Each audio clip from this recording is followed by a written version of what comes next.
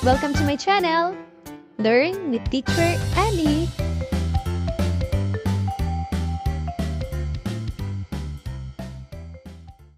Matatag Curriculum, Araling Panglipunan, Grade 4, Quarter 2, Week 3. Ang ating aralin ay tungkol sa mga gawaing pangkabuhayan sa iba't ibang lokasyon ng bansa at produkto ng bawat rehiyon. Simulan na natin. Unang araw, mga gawaing pangkabuhayan sa iba't ibang lokasyon ng bansa. Ngayon ay magbalik-aral naman tayo. Ano ang inyong natutunan sa ating nakaraang aralin?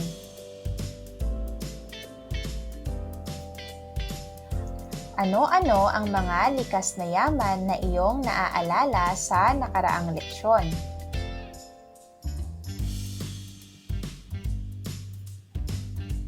Ngayon mga bata, masdan ang larawan. Maaari ba kayong magbigay ng mga produkto na maaaring makuha sa anyong tubig na nasa larawan?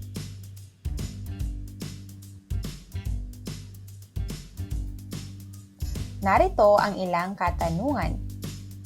Ano ang mga ito? May pakinabang ba ang mga anyong lupa at anyong tubig?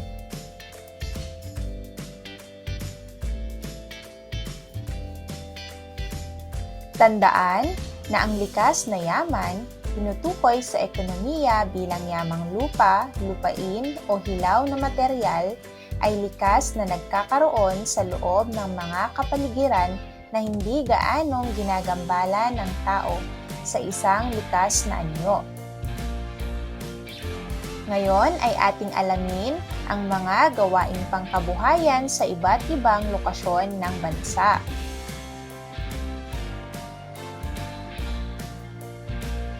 Nariyan ang pagsasaka. Angkop sa gawaing pagsasaka ang maraming lokasyon sa Pilipinas dahil sa pagkakaroon nito ng klimang tropikal at matabang kalupaan na binubuo ng iba't ibang anyong lupa.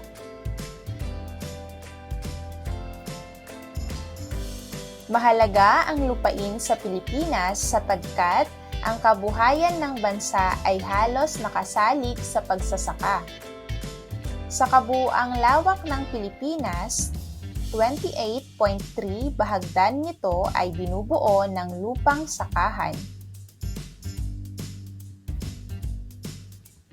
Narito naman ang mga lugar sa Pilipinas na angkop sa pagsasaka. Kabilang rito ang Rehiyon 3, bahagi ng palay na panustos sa pangangailangan ng bansa.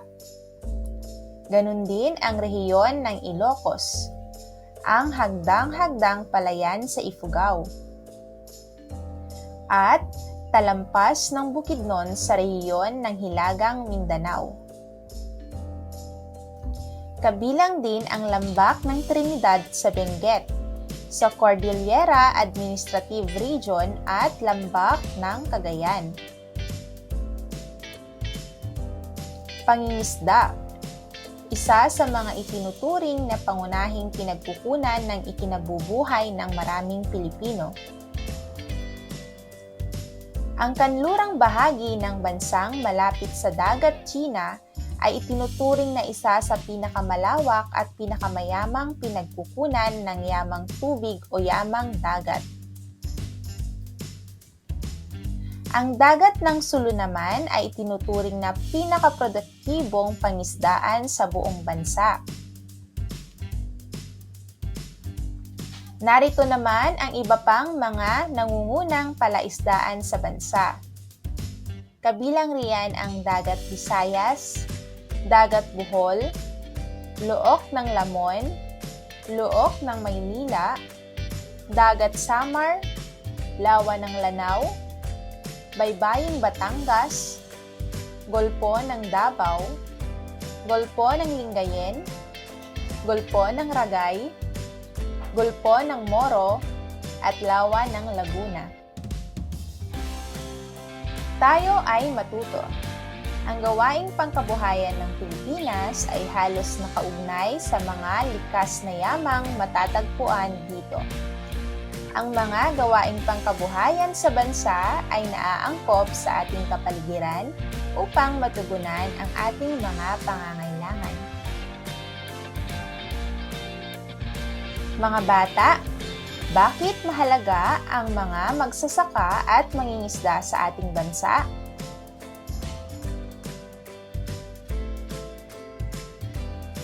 Maaari ba kayong magbigay ng 2 halimbawa ng produktong nakukuha sa pagsasaka at pangingisda?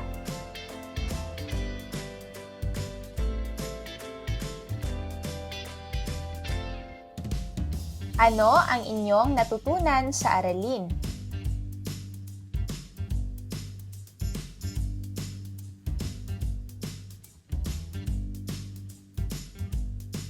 Paano makakatulong ang mga bata sa pangangalaga ng ating yamang dagat? Narito ang isang gawain. Sagutin. Isulat lamang ang letra ng tamang sagot. Una, ano ang tawag sa taong nagtatanim ng mga halaman at nag-aalaga ng mga hayop? A. Mangingisda, B. Magsasaka, C. Karpintero, D. Guro.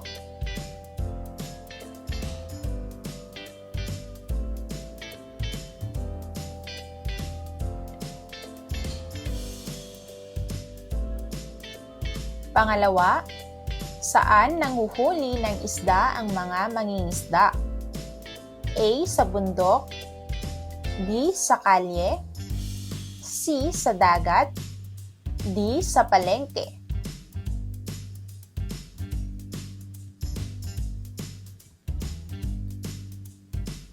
Pangatlo, alin sa mga sumusunod ang hindi kabilang sa pagsasaka? A. Pagtatanim ng palay, B. Pag-aalaga ng manok, C. Panghuhuli ng isda, D. Pagtatanim ng gulay.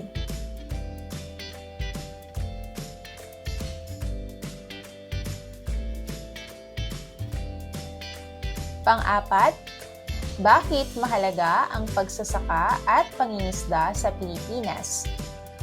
A. Dahil nagbibigay ito ng pagkain, B. Dahil nakakatawa ito, C. Dahil mahirap gawin, o D. Dahil walang ibang trabaho.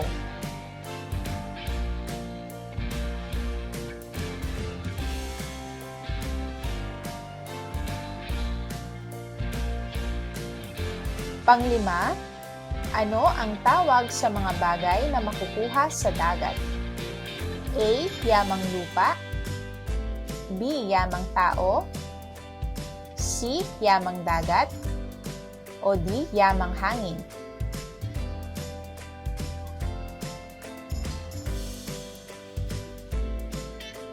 Ikalawang araw, mga gawaing pangkabuhayan sa iba't ibang lokasyon ng bansa. Tayo naman ay magbalik-aral. Mga bata, ano ang inyong natutunan sa nakaraang aralin?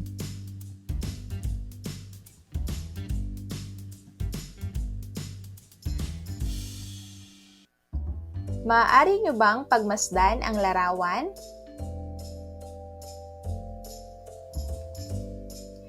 Narito ang ilan pang halimbawa.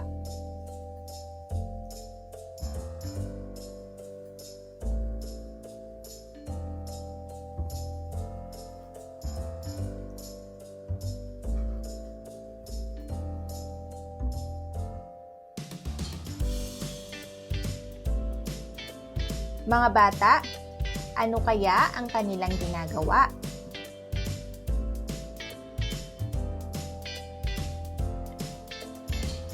Ngayon ay ating talakayin ang mga gawaing pangkabuhayan sa iba't ibang lokasyon ng bansa.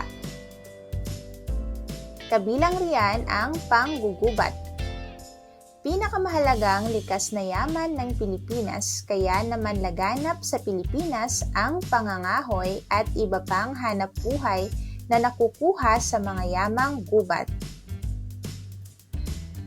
Tandaan mga bata na pangatlo ang Pilipinas sa pinakamalaking kagubatan sa Asya.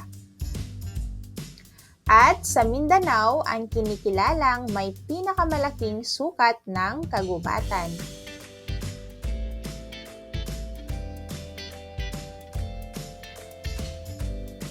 Pagmimina. Isa sa pinakamahalagang industriya ng Pilipinas ang pagmimina. Ang ating bansa ay nagluluwas ng ginto, pilak, chromite, bakal at asoge. Ang ating bansa ay may pinakamalaking deposito ng chromite na matatagpuan sa Zambales.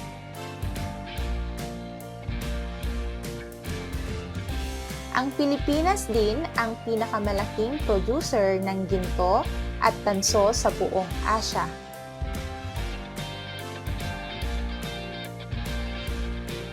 Matatagpuan ang malaking mina ng ginto sa lalawigan ng Benguet, Camarines Norte, Masbate, Surigao, Sulu, at Zamboanga. Nasa Romblon at Zamboanga del Norte naman ang pinakamalaking deposito ng marmol.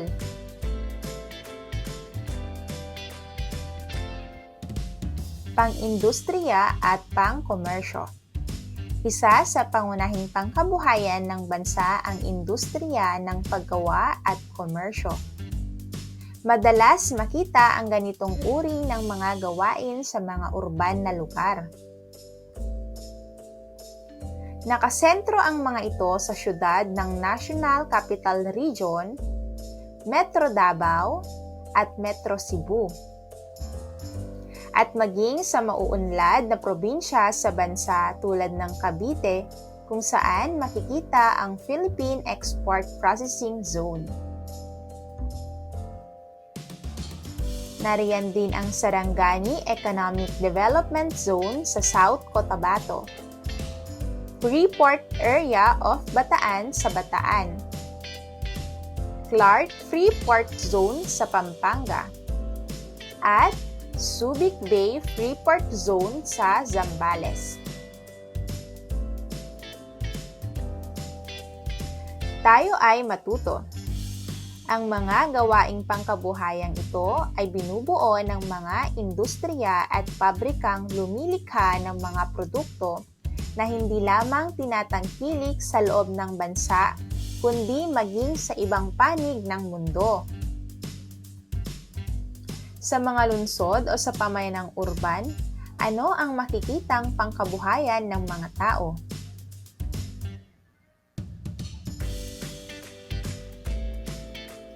Sa mga lugar na mabundok at magubat, ano naman ang pinagkikitaan ng mga tao dito?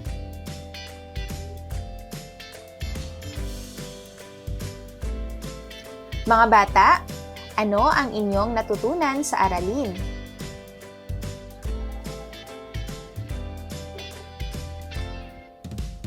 Paano mo maipapakita ang tamang pangangalaga para mapanatili ang lahat ng likas na yaman na tinatamasa mo sa ngayon?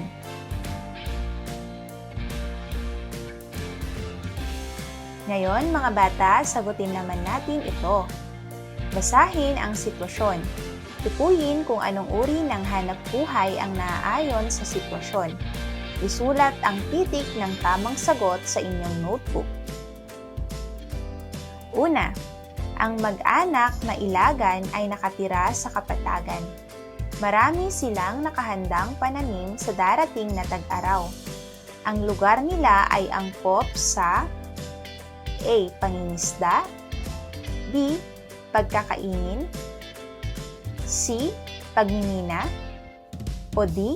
Pagsasaka.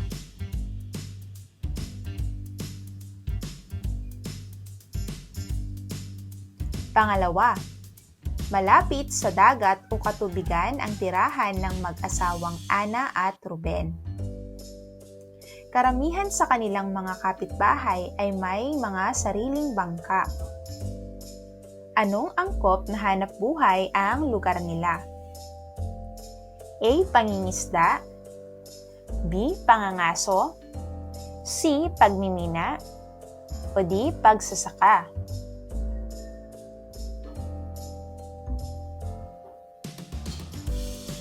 Pangatlo, sina Mang Mario at Mang Roman ay naninirahan sa kabundukan. Marami silang pananim na kamote, kamoteng kahoy, mani, at gabi. Ito ang pinagkakakitaan ng kanilang mag-anak.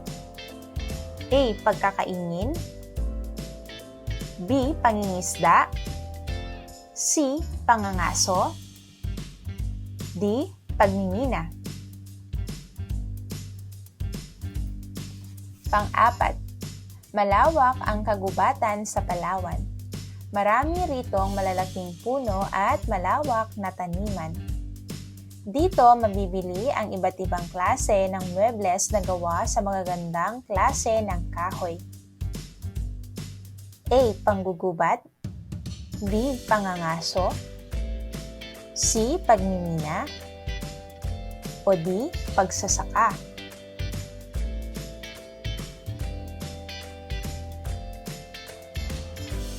Panglima, sina Rodel ay nakatira sa Laguna. Siya ay empleyado ng isang paggawaan ng sapatos at ang kanyang mga kapatid ay empleyado naman sa paggawaan ng til. A. Pag-eempleyo, B. Paglililok, C. Pagmimina, o D. Pangingisda.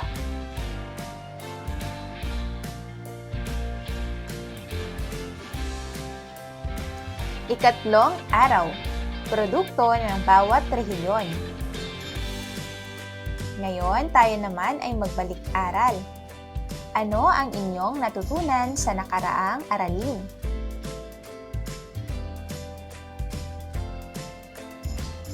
Mahusay mga bata! Ngayon ay nais kong masdan ninyo ang mga nasa larawan.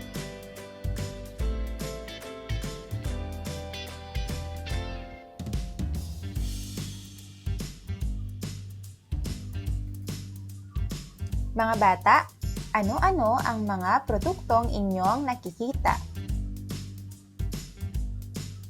Tama! Basahin at isa-isip. Ang bansang Pilipinas ay sagana sa yamang lupa, yamang tubig at yamang mineral. Bawat rehiyon ay may kanyang produkto at ang bawat produktong ito ay may malaking ambag sa pag-unlad ng ating ekonomiya. Ating alamin, mga produkto sa pagsasaka. Sa gitnang Luzon, makikita dito ang malawak na taniman ng palay. Tandaan din na ang Isabela ay tinaguriang Rice Granary of the North at ang Isla ng Panay ay tinaguriang Kamalig ng Kanlurang Visayas. Sa Cotabato naman ay tinaguriang Rice Granary ng Mindanao dahil sa produkto nilang palay. Sa Cebu, nangunguna sa pagtanim ng mais. Habang sa Quezon naman, dito makikita ang malawak na nyugan. At sa Kabikulan, malawak ang taniman ng abaka sa lugar na ito. Tandaan na maraming lalawigan pa sa bansa ang kilala bilang nangungunang tagatustos ng mga produktong agrikultural. Sa Ilocos, makikita ang bawang at tabako, gayon din sa Cagayan. Tabako at mani naman ang produkto nila doon. Isa din ang Batangas, Cavite at Quezon sa tagapagluwas ng kape sa bansa. Dahil sa iba't ibang uri ng prutas at gulay na inaani sa La Trinidad Benguet, tinagurian itong salad bowl ng Pilipinas. At sugar bowl naman ang Negros Occidental dahil ito ang pinakamalakas mag-ani ng tubo sa bansa. Habang ang Bukidnon naman ay tinaguri ang Pineapple Capital of the Philippines, sapagkat ito ang nangunguna sa pag-aani ng pinya sa buong mundo. Ngayon ay ating alamin naman ang mga produkto sa pangingisda. Dahil isang kapuluan ang Pilipinas, ang pangingisda ay isa sa mga pinagkukunan ng ikinabubuhay ng maraming Pilipino. Ang kanlurang bahagi ng bansa na malapit sa dagat China ay itinuturing na isa sa pinakamalawak at pinakamayamang pinagkukunan ng yamang dagat. Ang dagat ng Sulu naman ang pinakaproduktibong pangisdaan sa buong bansa. Narito ang iba pang mga nangungunang palaisdaan ng bansa. Dagat Visayas, Baybaying Batangas, Dagat Bohol, Gulpo ng Davao, Luok ng Lamon, Gulpo ng Lingayen, Luok ng Maynila, Gulpo ng Ragay, Dagat Samar, Gulpo ng Moro, Lawa ng Lanao, at Lawa ng Laguna. Ayon sa Bureau of Fisheries and Aquatic Resources or BFAR noong 2010, ang Pilipinas ay pang-anim sa mga nangungunang bansa ang nagluluwas ng mga yamang dagat. Binubuo ng isda, hipon, alimasag, mga mollusk, halamang dagat tulad ng seaweeds. Pangatlo naman ang bansa natin sa nagtutustos ng halamang dagat sa buong mundo. Ilan sa mga isda na makikita sa ating bansa ay bangus, tilapia, alumahan, tambakol, galunggong, at karpa. May mga produktong dagat na ginagawa ng mga maliliit na industriya tulad ng bagoong, patis, tilapia, at daing. Tandaan mga bata na ang Autonomous Region in Muslim Mindanao o ARRM ang may pinakamataas na produksyon ng yamang dagat sa Pilipinas. Sinundan ng Rehiyong 9, Tangway ng Zamboanga, at ang pangatlong produksyon ay ang Mimaropa. Mga bata, ano-anong mga produkto ang nakukuha natin sa pagsasaka at pangingisda? Saang lugar naman sa ating bansa ang mga lupang sakahan? Paano kaya natin mapapakinabangan ang lahat ng produkto na nakukuha natin sa lahat ng likas yaman ng ating bansa nang hindi ito tuluyang masira o mawala?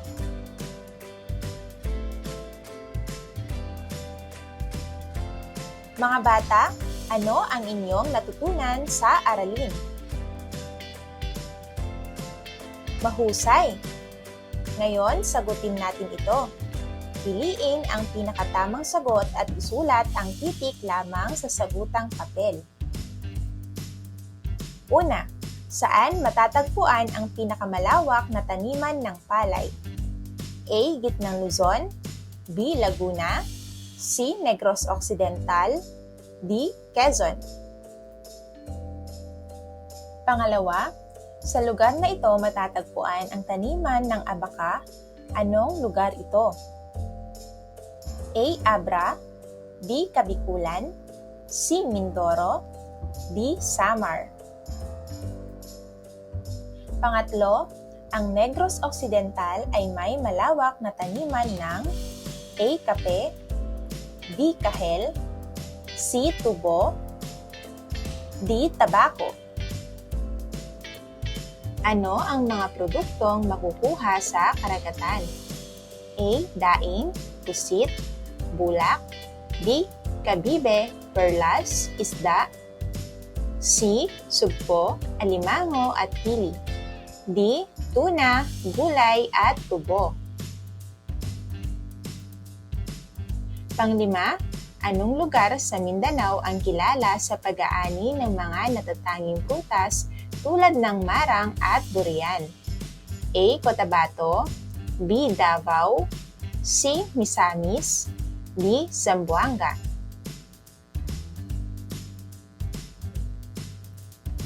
Ika-4 na araw, produkto ng bawat rehiyon. Ngayon ay magbalik-aral tayo. Mga bata, ano ang inyong natutunan sa nakaraang aralin? Mahusay! Ngayon ay pagmasdan natin ang larawan.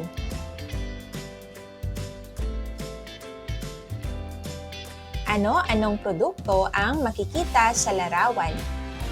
Saang lugar ito makikita?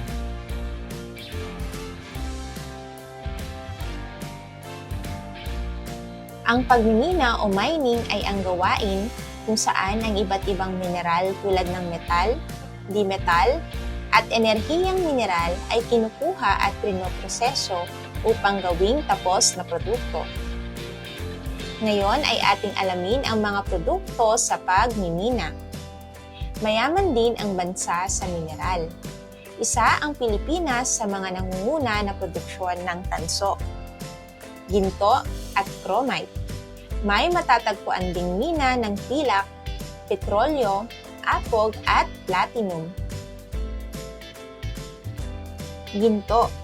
Namimina ito sa Baguio, Camarines Norte at Davao. Tanso. Ang malalaking minahan naman ng tanso ay matatagpuan sa bulubunduking lalawigan ng Surigao, Cebu, Pangasinan, Isabela at Zamboanga. Narito ang mga halimbawa ng ating mga nabanggit. Pilak. Makikita ang minahan sa Batangas. Narito ang halimbawa ng pilak. Chromite. Ito ay matatagpuan sa Misamis Oriental, habang ang carbon naman ay sa Quezon, Pulo ng Batanes, Antique, Surigao del Sur, at Isabela. Narito ang halimbawa ng chromite at carbon. Sa petrolyo naman, ito ay karamihan sa Palawan at Cebu. May nakukuha ring platinum sa Bulacan at Caraga, apog sa Rizal, Abra at Pulo ng Guimaras, habang bakal sa Samar, at asin sa Pangasinan. Narito ang iba pang produkto. Hinabing banig ng mga taga-Visayas, sombrerong buntal ng Lukban, Quezon, biskotso ng Iloilo, piyaya ng Bacolod, pinatuyong mangga ng Cebu. Ang Mindanao ay kilala naman sa paggawa ng alahas mula sa perlas at paghabi ng tela. Bag at sapatos sa Marikina. Gawang lilok na makikita sa Paite, Laguna at Mountain Province. Tayo ay matuto. Ang mga produkto ng bawat rehiyon ay naaayon sa kanilang kapaligiran. Pinapaunlad ng mga tao ang mga hilaw na materyal na ito batay sa kanyang pangangailangan para matugunan ang mga ito. Ngayon, paano nakakatulong ang pagmimina sa ekonomiya ng Pilipinas?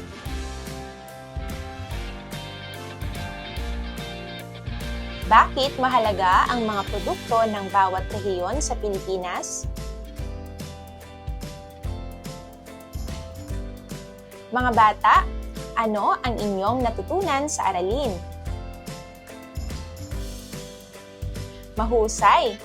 Ngayon, bago matapos ang ating aralin, sagutan ang mga sumusunod. Isulat lamang ang letra ng tamang sagot. Una, saan namimina ang ginto? A.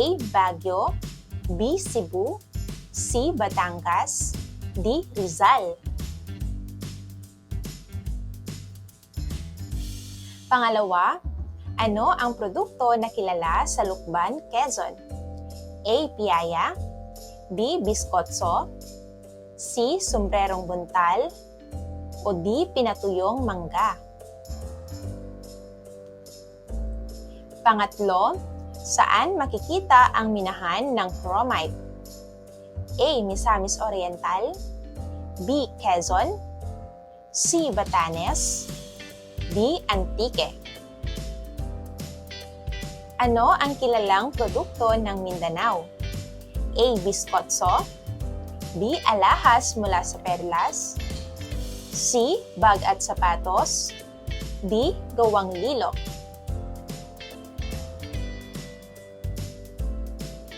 Panglima, saan ginagawa ang bag at sapatos? A. Cebu, B. Iloilo, C. Marikina, D. Bacolod.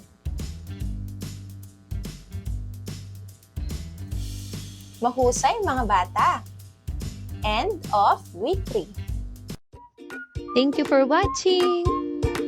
Also, don't forget to like, share, subscribe, and click the notification bell for you to be updated on our latest videos. See you on our next lesson. Goodbye!